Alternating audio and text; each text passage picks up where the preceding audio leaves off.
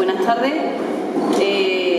Vamos con la tercera de las ponencias del sábado de la Jornada de Historia y Antropología de Jimena, y es para mí un honor presentar la última de la jornada de hoy, que es la de Esther Regueira. Bueno, primero os hago una pequeña bibliografía de la misma, sin olvidarme en primer lugar, de lo entrañable para mí que es poder presentarla, ¿vale? Ya ayer comenté un poco por encima esa relación que me unía a la familia. Hablamos de Pepe y sobre todo yo sé que voy a disfrutar y espero no emocionarme mucho. Me he emocionado cuando he visto la presentación por mi señorita Ketty que está aquí. Entonces, bueno, pues comentaros que Esther Regueira es historiadora del arte, comisaria, productora cultural y editorial especializada en políticas artísticas contemporáneas. Ha comisariado exposiciones para el Museo Nacional del Centro de Arte Reina Sofía de Madrid, el Museo Extremeño e Iberoamericano de Arte Contemporáneo en Badajoz, el Museo de Marseille en Marsella, la Fundación Antonio Tapies en Barcelona, Art en Idea en México, del Centro Andaluz de Arte Contemporáneo en Sevilla, Kennington Factory en Nueva York, entre otros. Bueno, comentaros que la exposición que nos va, la ponencia que nos va a mostrar hoy Esther, pues es un trabajo maravilloso que yo sé que le ilusiona y que nos ilusiona a muchos y a muchas, y supongo que será una semilla de lo que más adelante, supongo que con los años se va a convertir en un trabajo de recopilación y de documentación de una historia que desafortunadamente, sobre todo para unas más que para otros, pues no aparece en los libros de texto de los colegios y de los institutos. Porque es la historia de las mujeres, de aquellas historias que no se han considerado relevantes nunca. Porque, lógicamente, el punto de vista desde que se escribía era siempre el mismo. Plantean, Esther, que será fundamental entonces una nueva revisión de la historia desde otra mirada, cuestionándose lo escrito hasta el momento para reescribir desde otra perspectiva, la nuestra en este caso. El proyecto Jimenatas, la otra historia, se nutre de la recuperación de las historias de esas jimenatas cuya ideología y posicionamiento político y social no son producto de un adestronamiento. Para ello buscará el conocimiento de una realidad concreta donde, como ella ahora nos va a exponer, son ejemplos de infinita resistencia. Muchas gracias, os dejo con esto.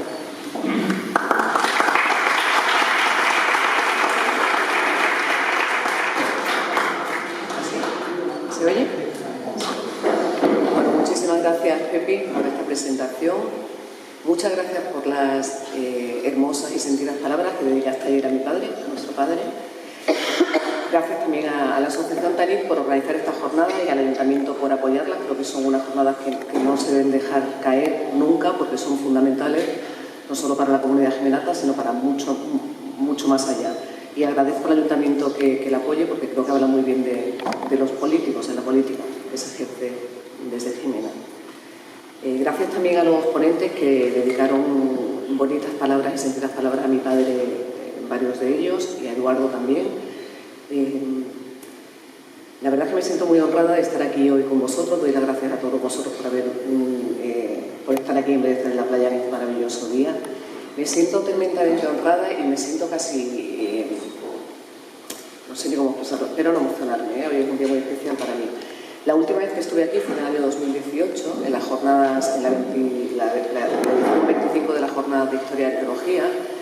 Fue un día tremendamente especial porque se rindió un homenaje a mi padre, estuvimos toda la familia. Dos de las personas que estuvieron en ese momento no están aquí ahora, pero creo que los que no están siguen estando de alguna manera. Y ese día se me lanzó una invitación desde la mesa, creo recordar que fueron Eduardo y mi padre los que me lanzaron la invitación, creo recordar, no sé, no estoy segura, para participar en la jornada de historia, y yo lancé el testigo. A la siguiente no pude por diferentes motivos, y esta la he estado preparando con mi padre, que estaba muy contento de que yo participara en la jornada, porque hacía tiempo que me decía, tienes que buscar hueco, tienes que venir, etc., ¿no? Así que de alguna forma voy a dedicar esta charla, aunque la jornada, la conferencia y la charla no se dedican nunca, yo sí se la quiero dedicar a mi padre y a mi madre. Ahí está. Debo decir que he cambiado la ponencia totalmente en los últimos 4 días. Principalmente porque mi presentación hoy estaba basada en relatos concretos de mujeres con nombres y apellidos con las que he ido hablando con las que he ido hablando a lo largo de los meses. ¿Se oye bien? Sí. En algunas de esas charlas... Sí. Sí. En algunas de esas charlas, que no eran entrevistas, eran más bien conversaciones con mujeres que generosamente me abrieron las puertas de su casa y de sus memorias, de sus vivencias, etc., acompañada de Pepi en algunas de ellas, a las que agradezco muchísimo. Agradezco mucho a Pepi que me hiciera de enlace, por supuesto, y agradezco mucho a esas mujeres que me abrieran las puertas de su vida, de sus experiencias vitales. Pero en ese momento que ellas me hicieron confesiones, algunas de carácter muy íntimo, y que yo agradecí enormemente, y que me ofrecieron, me dijeron que podía dar públicamente hablar de sus experiencias vitales, y que también con sus nombres y apellidos. Posteriormente algunas se vino atrás, ¿no? Yo creo que en la calidez de la conversación, en un espacio íntimo, en sus hogares y tal, me contaron cosas que luego de alguna forma se arrepintieron de contármela, pero sobre todo lo que no querían era que se hicieran públicas. Y sobre todo que se hicieran públicas con su nombre y apellido. Entonces, por respeto a estas mujeres y por respeto a otras que todavía conservan temores debidos a presión social, sobre todo, ¿no?, a la comunidad, a los miedos, a las herencias culturales patriarcales, y muchas de ellas arrastran también sentimientos de culpabilidad por los dolores sufridos, por los golpes sufridos por la vida y algunas en sus propios cuerpos. Digo que por respeto a estas mujeres que me han pedido que no dé sus nombres, no voy a dar ningún nombre a lo largo de la charla.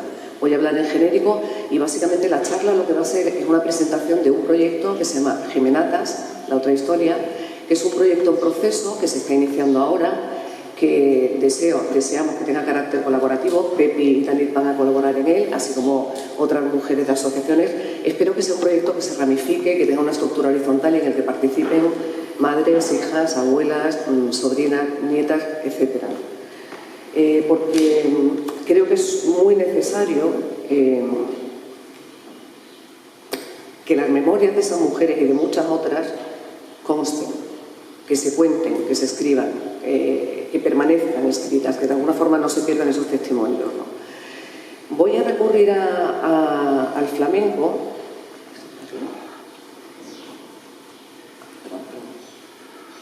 Sí. Perdón,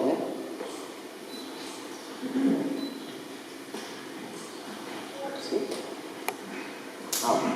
Vale. Yo soy aficionada al flamenco, así que me he permitido la licencia de recurrir a determinadas letras del flamenco para hilvanar un poco los capítulos o los fragmentos de la charla que voy a dar. Porque si un género artístico que realiza una crónica sociopolítica, sobre todo del pueblo andaluz, ese es sin duda el flamenco, ¿no? El flamenco cuenta la realidad de nuestro pueblo, las alegrías, las penas, las glorias, los conflictos sociales, los conflictos políticos, las envidias, los celos, etc., ¿no? En ese complejo y rico mundo del flamenco, la mujer tiene un papel bastante destacado o destacable, ¿no? Por una parte, mujeres flamencas que fueron pioneras y defensoras de muchas libertades, que con sus vestiduras, con sus tacones, con sus gestos y letras iconoclastas abrieron muchos caminos y libertades, incluso antes que las propias legislaciones. En el flamenco históricamente ha existido, aunque minoritariamente, pero sí ha existido una mujer empoderada que hablaba pese a no tener permiso para ello y pese a saber que podía ser castigada por lo mismo, ¿no? Muchas de las artistas que se atrevieron a cantar o bailar en público sufrieron malos tratos, sufrieron vejaciones, críticas, etcétera, como la cantadora Concha Peñaranda, que fue asesinada, o la bailadora Juana Antúnez, que finalmente se suicidó por todo el tipo de presiones sociales y familiares que sufrió, ¿no? Otras tuvieron que renunciar a la vida familiar, como la Bernarda de Utrera o la hermana de Utrera, Fernández Bernarda, o la Paquera de Jerez, que no pudieron casarse ni tener hijos, y otras como la tía Añica la Priñaca, tuvo una enorme carrera y una maravillosa carrera que abandonó cuando se casó, pero cuando enviudó retomó. Pero bueno, esa es la mujer empoderada del flamenco, que como digo es la mujer minoritaria. Pero por otra parte, el flamenco, el papel de la mujer, la esposa, la amante, la querida, tiene mucha presencia también en muchas letras que se han escrito desde un punto de vista tremendamente machista. En el año 92 yo me fui a Sevilla por motivos laborales, fui una de esas personas que llegó a Sevilla por la Expo 92, y fui a un espectáculo en el Teatro Central de la familia de los Farrucos, que a mí me apasionó. Recuerdo que Farruquito era todavía un niño y que bailaba ya maravillosamente bien, ¿no? Y cuando actuó Juana del Revuelo, la mujer de Farruco, cantó una letra que creo que es un fandango, pero no estoy segura, que decía así: mi marido me ha pegado porque no le he preparado papitas con bacalao. Y claro, yo cuando oía la letra, Juana del Revuelo es una artista impresionante, es una mujer que baila, canta, que tiene una presencia escénica brutal, pero cuando la oía cantando esa letra, me quedé pensando y digo, ¿podemos seguir cantando que mi marido me pega porque no le prepara el plato que le gusta? La verdad es que yo creo que no. Yo creo que tenemos que pensar lo que se dice, lo que se canta, por qué se canta, cómo se canta, si se tiene que seguir cantando o si no. Desde entonces puse un poco el foco en las letras del flamenco y empezó una investigación que sigue en curso, ahora también con muchas colaboraciones. Yo soy mucho de trabajos ramificados y colaborativos, y hace unos años hice un trabajo con Rocío Márquez, una cantadora que me apasiona y que es una gran amiga y una mujer muy brillante, en la que recuperamos letras del flamenco que tuneamos y hicimos un espectáculo en Sevilla. Pero bueno, me voy a permitir esa licencia de usar letras del flamenco para hilvanar unos diferentes momentos que voy a tocar en la charla. 2. Personajes secundarios. Sobre el mito de que hay pocas mujeres relevantes en la historia. Levántate, Filomena, y hazme café sabroso, y échala a la cafetera agua fresquita del pozo. Entre las lecturas que he manejado cuando preparaba esta charla, leí un libro que me recomendó Juanma de la Casa de la Memoria, que por cierto, toda mi admiración para la Casa de la Memoria, porque creo que están haciendo un trabajo absolutamente extraordinario. Y ese libro se titulaba La frontera del destino y era de Antonio Pérez Girón, el cronista de San Roque. El libro relata la vida de María López, una militante republicana, una mujer de San Roque con una vida tremenda, llena de conflictos, de huidas. A su padre lo asesinan, lo fusilan, ella tiene que huir a Gibraltar, luego regresa, colabora en la zona republicana con Socorro Rojo, se tiene que volver a exiliar a Tánger, etcétera, etcétera. Una vida, como digo, tremendamente dura, ¿no? Pero lo que me llamó más la atención, más que la vida de esta mujer, que por supuesto me llamó muchísimo la atención, fue que en la introducción del libro, el autor, Antonio Pérez Girón, cuenta que el libro fue un encargo que le hicieron desde el ayuntamiento, fue un encargo político que le hizo Asuntos Sociales con motivo del Día de la Mujer Trabajadora, del 8 de marzo, y que le pidieron que quería rendirle un homenaje a una vecina de San Roque, a una vecina que destacara de manera especial y que él, digamos que fue un trabajo más o menos que para cumplir, ¿no?, el expediente. Y él escribe literalmente en el libro que su respuesta al político fue que desgraciadamente no son muchas. Ni con los dedos de una mano tendríamos a quien tuviera una trayectoria que le hiciera meritoria de especial reconocimiento. Debo decir que estoy en profundo desacuerdo con lo que dice el cronista de San Roque, a quien que merece todo mi respeto y mi admiración, etcétera. Pero estoy en un profundo desacuerdo porque creo que la historia, no solo la de San Roque, sino en este caso en todas las historias, pero en este caso me ocupo de Jimena, no es que haya muchas historias, sino muchísimas historias de mujeres cuyas trayectorias vitales han sido tremendamente difíciles, sencillamente por haber nacido en un contexto geopolítico y en un momento determinado. Mujeres con posturas valientes, absolutamente dignas de admiración y meritorias de ser cuyas historias son merecedoras de ser recuperadas y dadas a conocer.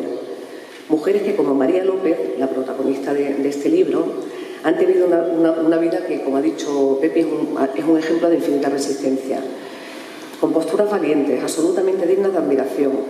Mujeres cuya militancia política y sobre todo vital y social, como ha dicho Pepe, no es producto de un adoctrinamiento político, sino que es producto de una realidad, de un contexto determinado que han vivido, de ver a jornaleros y jornaleras trabajando de sol a sol, alimentándose precariamente, vistiendo con harapos, de ver a las mujeres trabajando incansablemente, etcétera, etcétera. Y eso ha sido lo que de alguna forma las ha posicionado, digamos que una etiqueta ideológica como mujeres rojas, cosa que sería muy discutible y muy a debatir, pero bueno, sigo por ahí.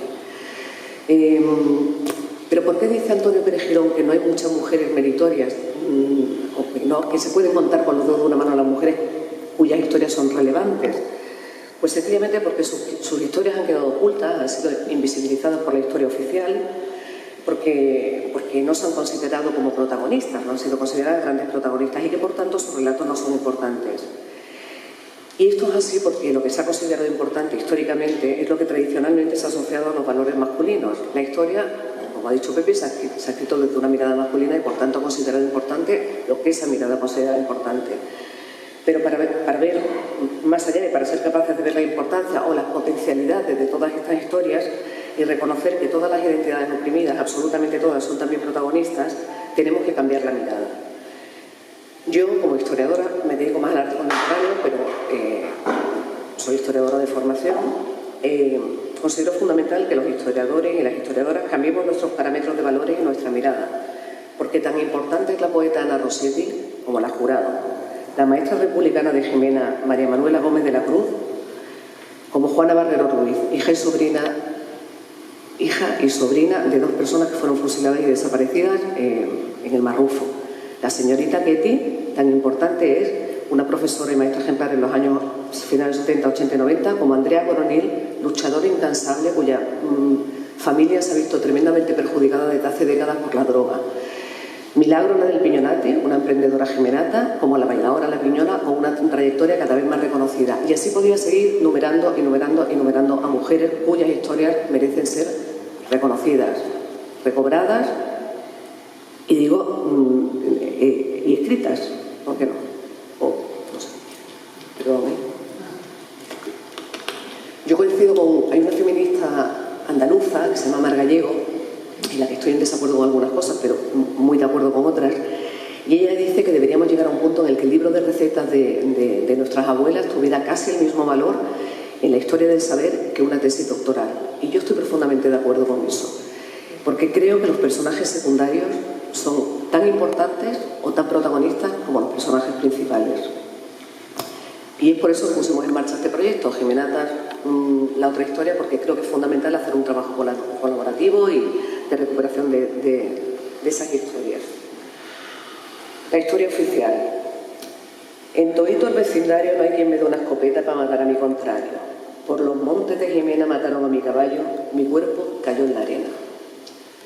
¿Existe la historia? Así la historia en mayúsculas y en genérico, de manera categórica. ¿Se puede hablar de historia como una única historia? Yo creo que no. Yo creo que la historia oficial, la que conocemos, la que nos enseñan, la que estudiamos en los colegios, en los institutos, incluso en las universidades, la historia del arte, la historia social, la historia de la ciencia, la historia política, es una historia mutilada. Y es mutilada porque en esa historia hay ausencias notables. Principalmente hay ausencias de mujeres.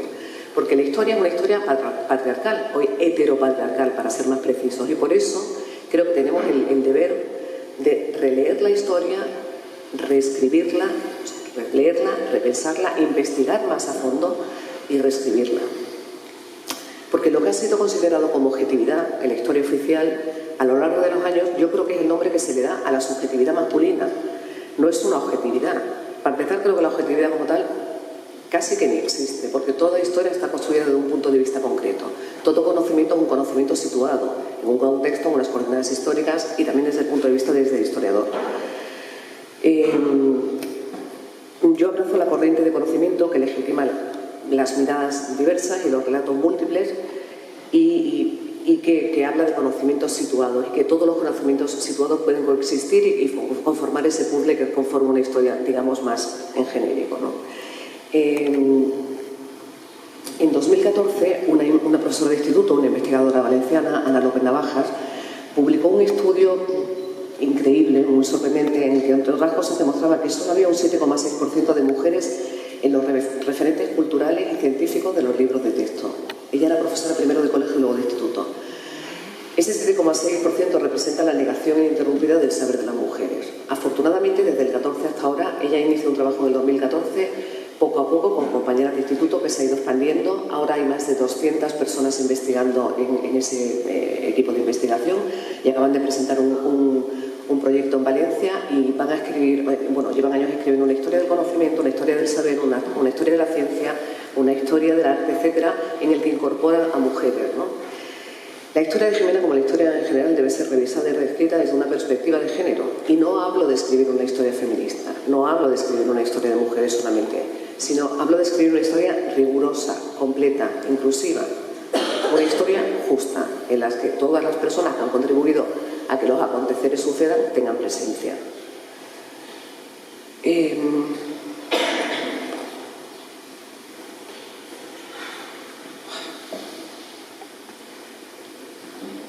Valientes.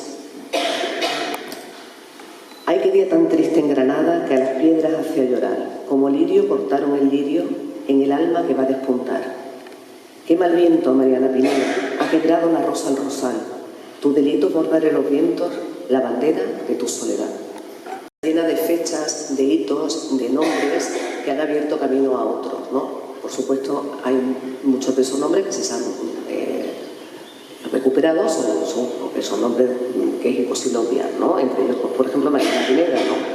El icono de la lucha de la libertad, el emblema de la causa liberal del siglo XIX, que fue condenada a muerte por bordar una bandera ley, libertad e igualdad y por no querer, digamos, delatar a la gente que conspiraba con ella, ¿no? Podría nombrar a muchísimas mujeres andaluzas que han pasado a la historia del saber y del conocimiento. La malagueña María Zambrano, que se le considera la ideóloga de la generación del 27, que estuvo exiliada casi 60 años y solo en los años 80 se le reconoció su mérito cuando se le concede el premio Príncipe de Asturias. No solo en la ciencia y no solo en los saberes intelectuales ha habido mujeres pioneras en Andalucía. La primera futbolista que se conoce es la niña La Veneta, que es la malagueña esta que se vestía ayudada por su abuela, que era costurera de hombre para taparse el pecho y tal, que fue la primera futbolista que se conoce en la historia de España. En fin, podíamos numerar, podía pasar el día entero numerando mujeres y citas y fechas. Ayer se decía en la charla que dio Leopoldo, hablaba de los cabildos como un sistema, creo que decía algo así, como un sufragio democrático masculino. Y efectivamente, en todas las charlas que nombró, no nombró ni una sola mujer, porque era impensable que las mujeres tuvieran voz, voto, o sea, ya no las de clase baja, sino las de clase alta. Hasta el año 33 no vota la mujer, ¿no?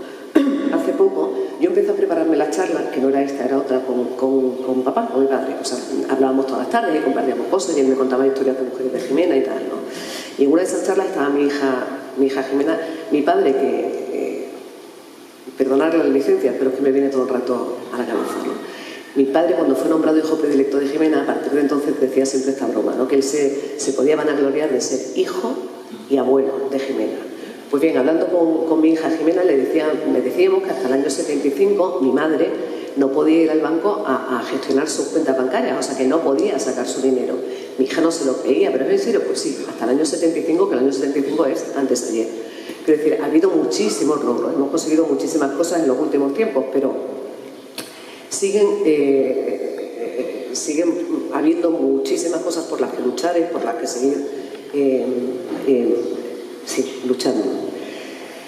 Tengo aquí una lista enorme de mujeres que no voy a leer, de mujeres andaluzas, jimenatas, gaditanas, malagueñas, etc. Pero sí quiero mencionar a una, porque creo que fue una mujer tremendamente valiente que marcó un antes y un después. Y es Ana Orantes Ruiz, la granadina, que sufrió malos tratos durante décadas y que en el año 97 la invitaron a un programa de televisión donde dio un testimonio de su vida. Y bueno, ella tenía 61 años, creo recordar, y 13 días después de dar su testimonio en televisión fue asesinada por su marido. Creo que Ana Orantes marcó un antes y un después en la legislación en relación a violencia de género, no solo en Andalucía, sino en todo el Estado español. Y creo que es justo recordarla.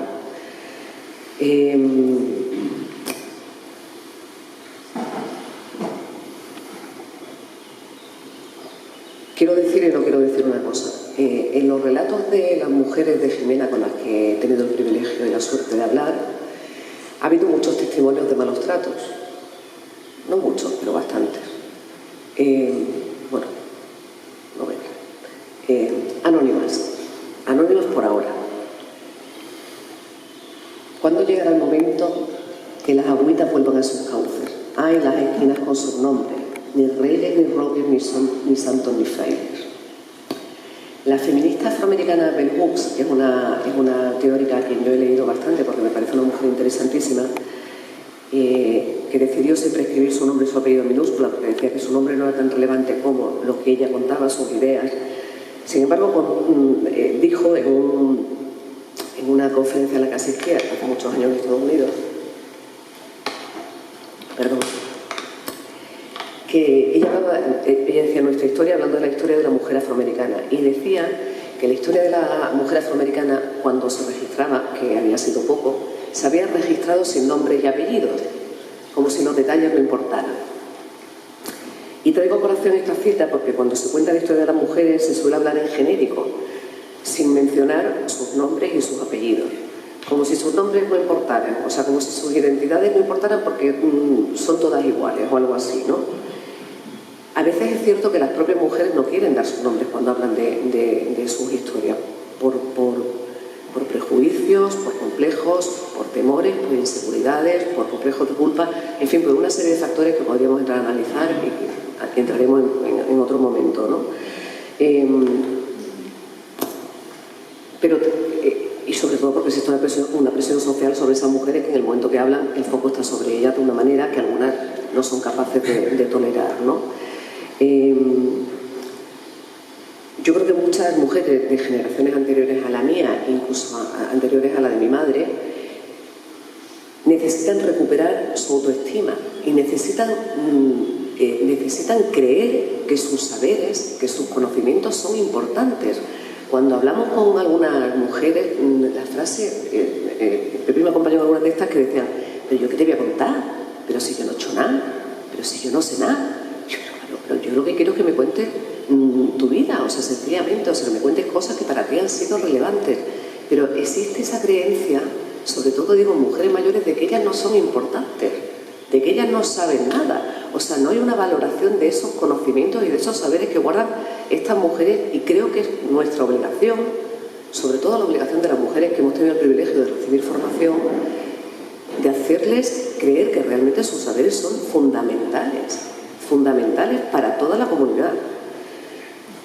Y creo que también es fundamental, iba a decir convencerlas, no es la palabra, pero hacerles saber que sus historias son fundamentales con sus nombres y con sus apellidos, porque lo que no se nombra no existe, lo que no se nombra no se visibiliza, y lo que se nombra existe. Por eso hay que visibilizar no solo sus testimonios y sus relatos, sino también sus identidades, porque las historias de las mujeres, como el tamaño, los detalles importan y el tamaño importa.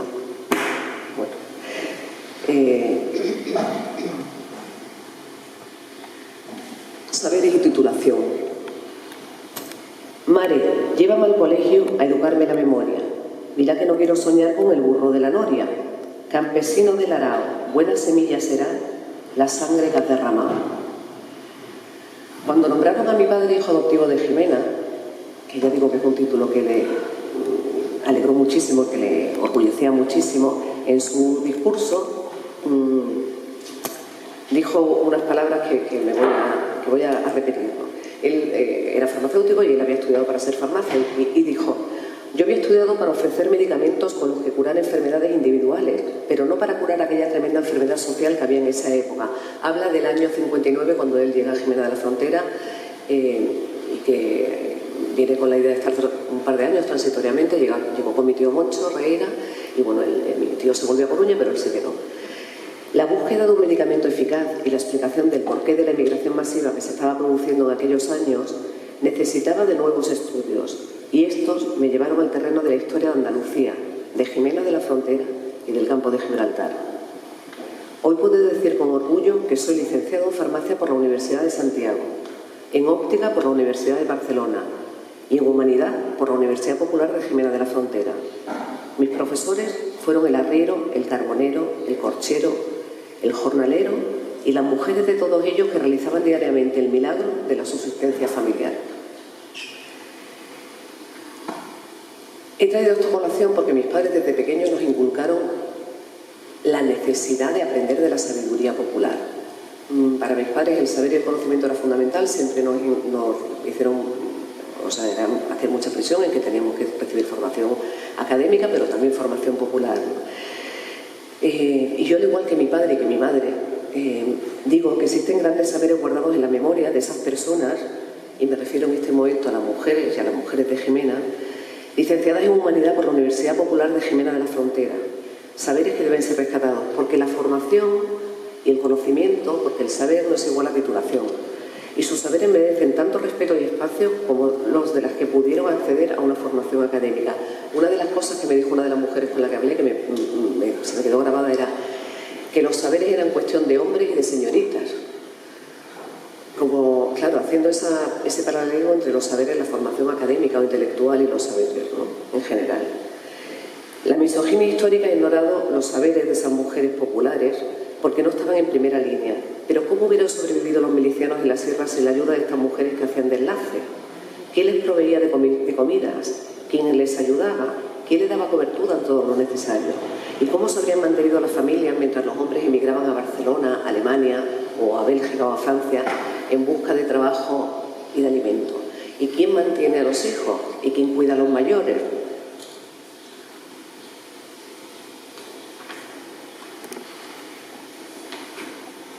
Los abusos de poder. He puesto ahí una coplilla que no es exactamente la que tengo ahí. La coplilla que tengo ahí es una de Moreno Galván, que fue un pintor de la Puebla, de Castilla de la Puebla, una persona a la que admiro muchísimo porque era muy aficionado al flamenco y además se implicó mucho en el tema de las luchas sociales agrarias. Mal es lo que sufre el pobre, que a solas ha de sufrir. Son tantos y tan seguidos que es su forma de vivir. El pueblo andaluz ha sido un pueblo históricamente maltratado, castigado por la política, por las condiciones sociales, por el clima, por muchísimos factores, ¿no? Y dentro de la geografía andaluza, el campo de Gibraltar ha sido una de las zonas que, digamos, ha sido peor parada, ¿no?, como todos bien sabemos. Quizá por la situación extrema, por su situación geográfica, por muchos factores, ¿no? En este contexto geopolítico, donde la sociedad ha sido maltratada, como digo, las mujeres sufren un triple factor discriminatorio por cuestiones de género, de identidad y de clase.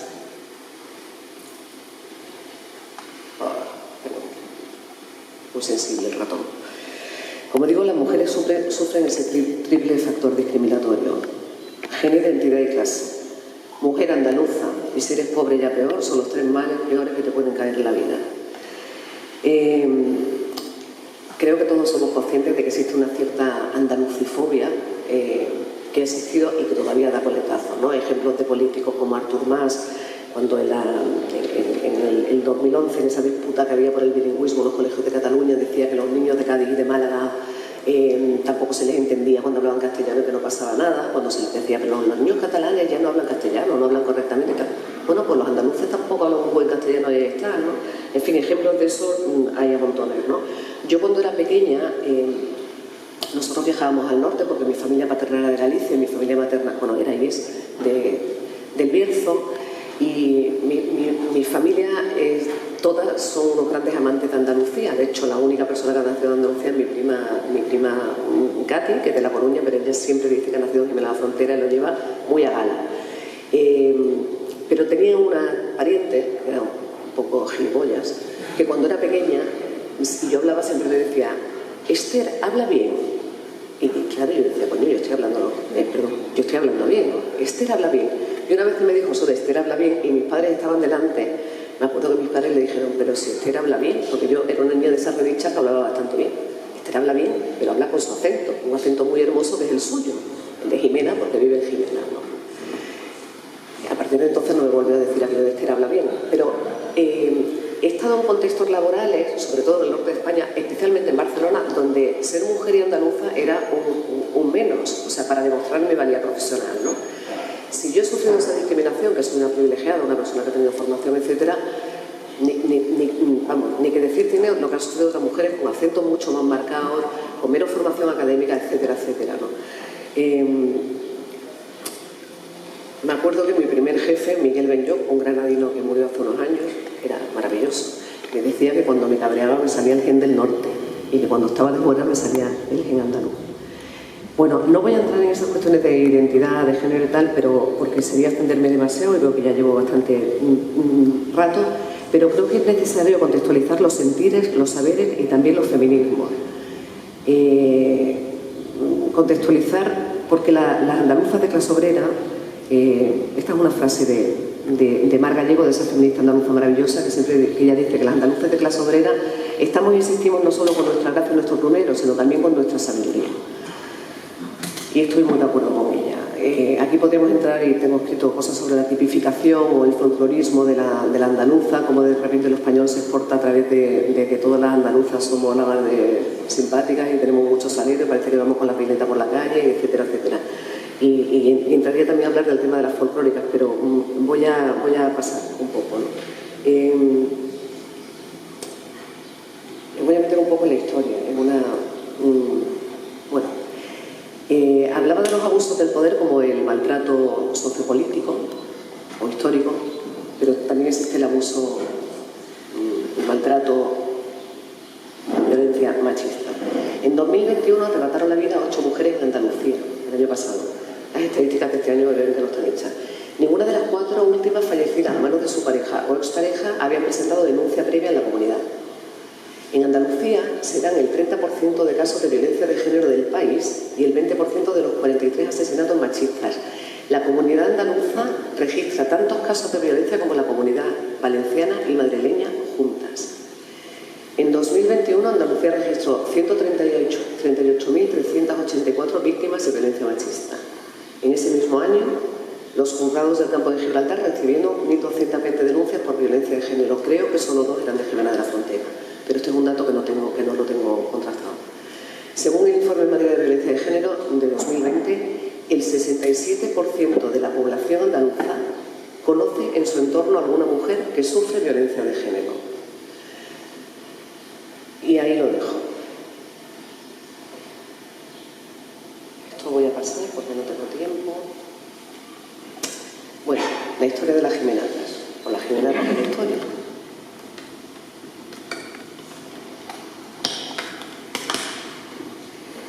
Por ahí van, ya se ve la gente, vienen por la carretera, huyen de las bombas y la muerte, buscan pan, agüilla y candela. En una mano el miedo y en la otra, a la raílla, el futuro de la familia. Llevan varios días divisando Almería por detrás de la colina.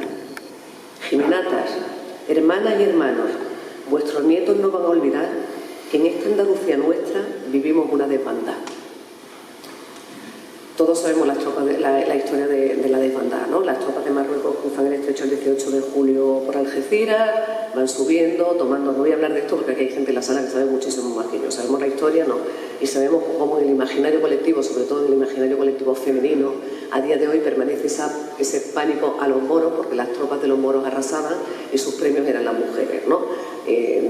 Yo creo que todos recordamos esas palabras terribles de Queipo de Llanos, ¿no? En la radio... la Unión Radio de Sevilla, cuando decía que las tropas, que los legionarios y que los regulares, los moros, habían enseñado a los rojos lo que es ser hombre. Y de paso también a las mujeres de los hombres, que ahora por fin han conocido hombres de verdad y no castrados milicianos.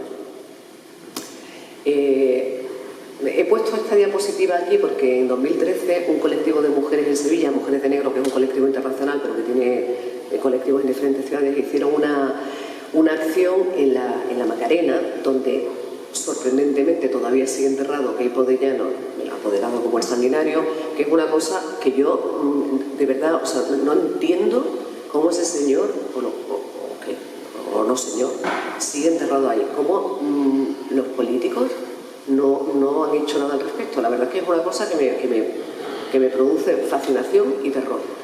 Hicieron una acción en la que leyeron sus comunicados, bailaron, pusieron flores a la tumba como una llamada de atención de que ese señor sigue todavía ahí. En fin, tenemos testimonios de muchas mujeres que vivieron la desbandada, por supuesto de Ángeles Vázquez de León, la Jimenata, pero también de otras que son muy mayores y también de hijas de mujeres que vivieron la desbandada, testimonios absolutamente terribles que afortunadamente se han recuperado muchos de ellos. Creo que Ignacio Trillo también está haciendo un trabajo estupendo en ese sentido y otros historiadores y historiadoras en ese sentido, ¿no?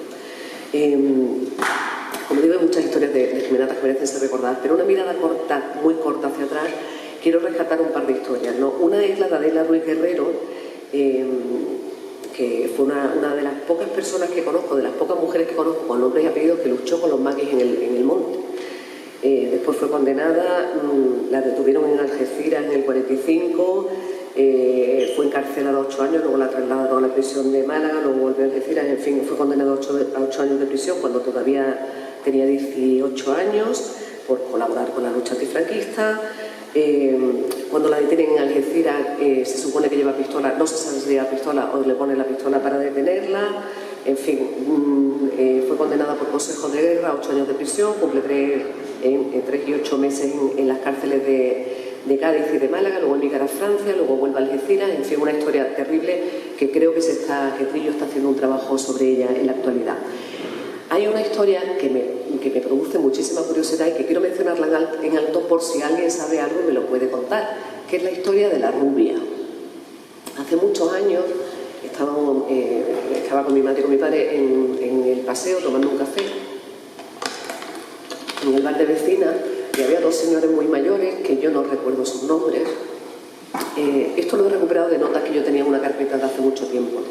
Pero estos señores nos contaron, yo les pregunté por mujeres, y si había mujeres que habían tomado la participación activa, que no fueron solo el soporte de la guerrilla o de los maquis que proporcionaban comida, etcétera, sino que hubieran tomado algo.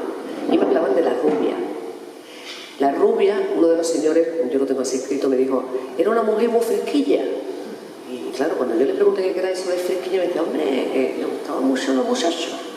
Claro, no era prostituta porque si no me hubiera dicho que era prostituta. Yo entiendo que era una mujer que hacía un ejercicio libre de su cuerpo y de su sexualidad y que era fresquilla porque se apoyaba con quien le daba la gana. Es lo que yo entiendo, ¿no? He estado preguntando por la rubia y parece que nadie sabe nada de esa mujer. Y lo lanzo aquí porque que vivan, porque eran señores muy mayores de la época, que me han hablado de ella. Ignacio Trillo también ha oído hablar de la rubia, pero tampoco sabe ni nombres ni apellidos. Pero parece que era una mujer que era una miliciana y que sí tomó parte activa en la guerrilla, que vivió en el monte, que no vivía en la ciudad, o sea, que no vivía en el pueblo, ¿no? Y que no solo, o sea, porque, claro, hablando con muchos historiadores que conocen bien el tema, cuando les pregunto por mujeres me dicen la respuesta que dicen siempre, ¿no? Es que mujeres no había. Bueno, que era una respuesta que yo he oído 1000 veces porque yo estudié en Granada arte, y me acuerdo que estudiando el barroco, el Renacimiento, cuando preguntaba, pero no había pintoras, ya entonces yo era feminista. Y me acuerdo que tenía un profesor, Ignacio Nares Cuellar, que yo le tenía muchísimo respeto intelectual, que me decía, pero Esther, es que no había. Y yo le decía, pues yo no me lo creo. 20 años después coincidí con Ignacio Nares Cuellar en una conferencia sobre mujeres en el mundo del arte y hablamos de mujeres del Renacimiento y del Barroco. Es decir, que yo no me creo esa respuesta cuando me dicen que no había mujeres, porque no me lo creo, la verdad. O sea, o me cuesta creerlo, digamos que no me lo creo, no, lo pongo en cuestión, ¿no? Yo creo que tenía que haber milicianas, porque si las hubo en Cantabria, si las hubo en el norte de España, mujeres que tomaron parte activa en la guerrilla, que llevaban armas y que las usaron y tal, ¿por qué no la habrían en la Sierra de Jimena? ¿Por qué no la llevaban en la Sierra de Ronda? O sea, creo que es un tema que daría para investigar, ¿no? Sí. Bueno, voy a pasar un poco. Otra historia que ayer comenté con Bernardo y que me ha pasado el contacto de su tía para que hable con ella, es la historia de las mujeres, la que llaman las mujeres de la era, o las mujeres de los llantos, o la era de los llanos, o la era de los llantos, o sea, aparece con diferentes nombres en diferentes sitios. Y era un grupo de mujeres, de 4 mujeres se dice en un texto, de 5 se dice en otras, donde se menciona muy someramente, cuyos maridos fueron fusilados al mismo tiempo en San Pablo de Muceite. Al parecer, y no sé cuánto hay de realidad y cuánto de leyenda urbana, espero que tu tía me pueda aclarar un poco esto, eran mujeres que se reunían, eran las viudas de esos 4 hombres fusilados, se reunían en una era que había en la entrada de San Pablo a la derecha para compartir, digamos, su cabreo, su indignación, sus ideas, sus dolores, sus temores, etcétera, ¿no? Por supuesto lo hacían en silencio porque corrían pena de muerte. Me contaron, pero esto es testimonio oral que no está contrastado, que 2 de esas mujeres habían sido fusiladas posteriormente, una embarazada y una no. Pero es una cosa que dejo en el aire porque también me encantaría recibir más información si alguien tiene al respecto. Y cuando me contaron esta historia la primera vez, me pareció, yo trabajo en el mundo del arte, el arte contemporáneo, y trabajo con performers.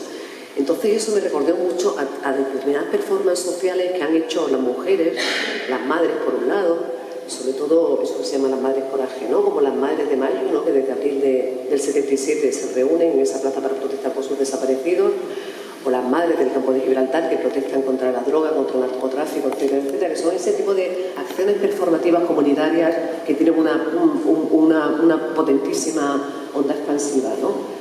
O bueno, estas acciones que se hacen, que no solo son de mujeres, son de mujeres y hombres que reclaman la investigación contra los crímenes de guerra del franquismo. Y ahora voy a pasar un poco rapidito, ¿no? Iba a hablar un poco de las maestras, porque creo que las maestras, sobre todo las maestras durante la República y posteriormente, son figuras absolutamente esenciales en todos los tiempos, lo siguen siendo hoy en día, lo han sido siempre, ¿no?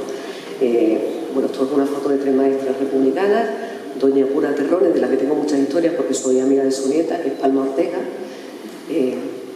compañera mía de la escuela y tal.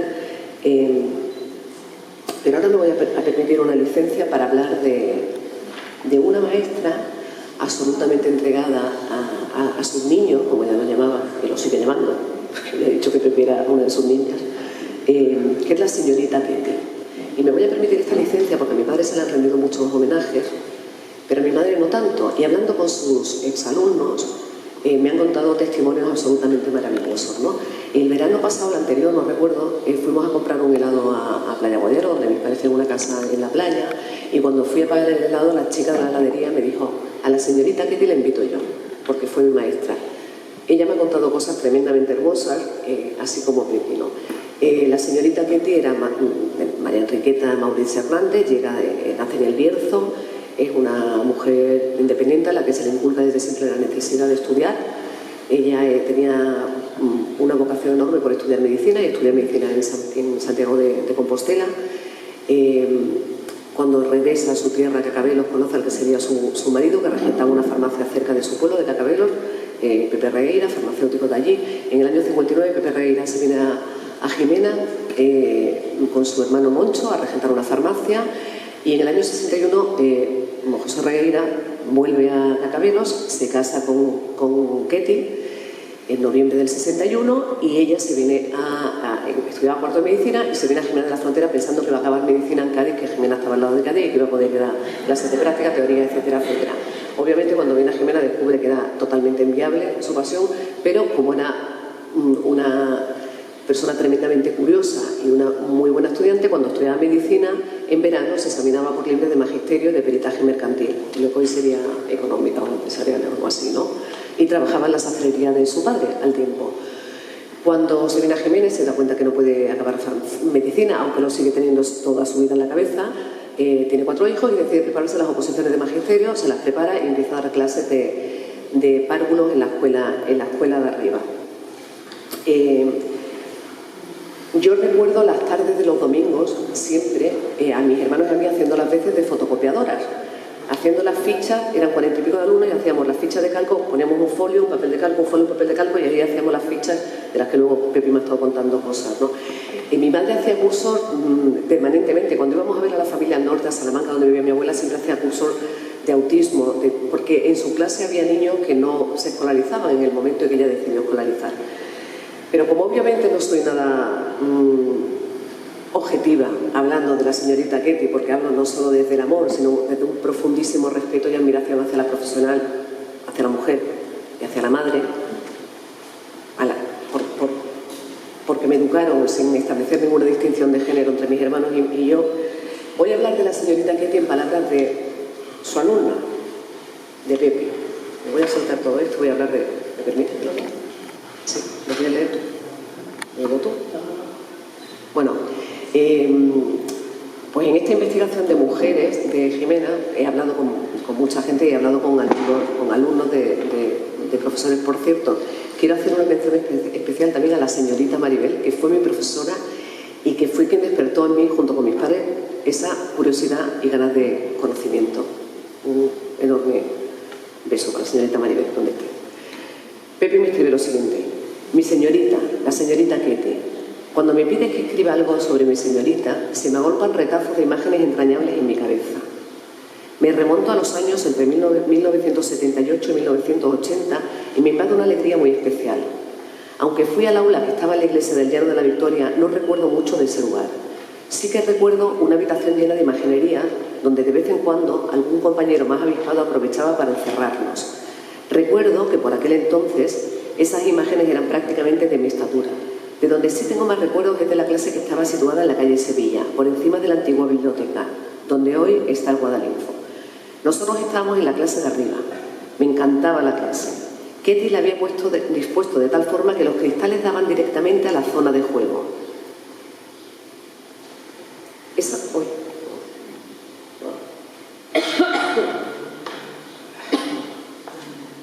Esa zona de juego era espectacular, tenía de todo.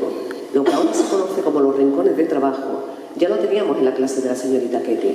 Todo se disponía alrededor de una gigantesca alfombra que hacía las veces de gran escenario, donde cantábamos, trabajábamos la expresión corporal, ensayábamos para el teatro de Navidad, etcétera, etcétera. Todavía recuerdo a mi amigo Félix, Cuando vayas al cielo. Y en el medio de esa maravillosa estancia, por arte de magia, cuando llegaba la Navidad, apareció un árbol cargado de regalos. Y cada uno de ellos llevaba los nombres de todos nosotros. Nos embargaba una sensación increíble mirar hacia arriba y descubrir nuestros nombres allí. Quiero decir que la señorita Ketty lo que intentaba era implantar nuevas formas educacionales, nuevos métodos de educación, intentando despertar no solo la curiosidad y el conocimiento de los alumnos, sino la participación, la responsabilidad, etcétera, etcétera. Sé que tuvo muchas disputas con la directora del centro de esos momentos, doña Julia, que seguía más anclada en la tradición educativa del nacionalcatolicismo, digamos, y que, bueno, de alguna manera, pero ella bueno. Desde la distancia, dice Pepi, con el paso de los años he comprobado que la labor desarrollada por la señorita Ketty era de una verdadera precursora a nivel educativo y didáctico. Hoy día hablamos de PT y de integración en el aula. Sin embargo, ella, por aquel entonces, atendía a todo el alumnado sin abandonar las necesidades educativas de cada uno de ellos. Por complicada que fuese su problemática, invertía tiempo además en lo que aquel entonces no parecía esencial, como las inteligencias múltiples e inteligencia emocional. Y qué decir tiene el trabajo por proyectos, tan de moda ahora. Esto ya lo hacía Ketty, nos llevaba a la calle arriba y calle abajo para explicarnos el funcionamiento de muchas cosas, el ayuntamiento, la plaza de abastos, las farmacias, etc. Y no le hacían falta nuevas tecnologías. Para eso hacía uso de las plantillas. Y eso que ahora llaman habilidades múltiples tan recurrentes en las leyes educativas actuales. Podría hablar de una señorita Ketty que nunca había sentado en su mesa de maestra. La recuerdo de un lado para otro atendiendo al alumnado y cuando había que hacer un proyecto común, todo el mundo colaboraba. Hoy a eso se le llama proyecto colaborativo, pero ella ya lo hacía, como por ejemplo para montar el Belén, etc. Recuerdo ese Belén al que no le faltaba detalle. Toby traía el corcho, Isidoro el musgo, una ovejita Roque, la cabrita otro y yo el espejo para el río. ¿Era o no un proyecto colaborativo? El trabajo por roles, tan utilizado en la escuela infantil actualmente, se trasladaba en el aula de la señorita Ketty a los encargados. Pero de todos los encargados de pizza, encargado de borrador, encargado de plantillas, etc., el que más nos gustaba era el encargado de repartir las pastillitas juanolas. ¿Qué puedo decir más? Los primeros años de educación de un niño son esenciales para su crecimiento como persona a nivel emocional. No cabe la menor duda que la señorita Ketty supo dejar una impronta sobre aquellos niños y niñas que tuvimos la suerte de pertenecer a su clase. Disfrutamos, cantamos, perdimos el miedo escénico y nos acompañó por el sendero del que iba a ser el camino de nuestra vida. Gracias, señorita Ketty.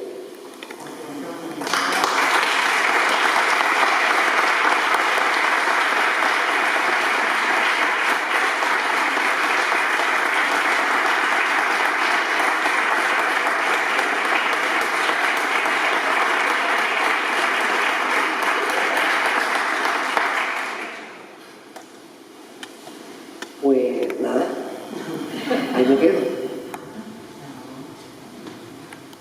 ¿Digo algo más? Tengo un poco más para decir, pero no, ya estaréis cansadísimos, llevamos desde las 11 aquí. En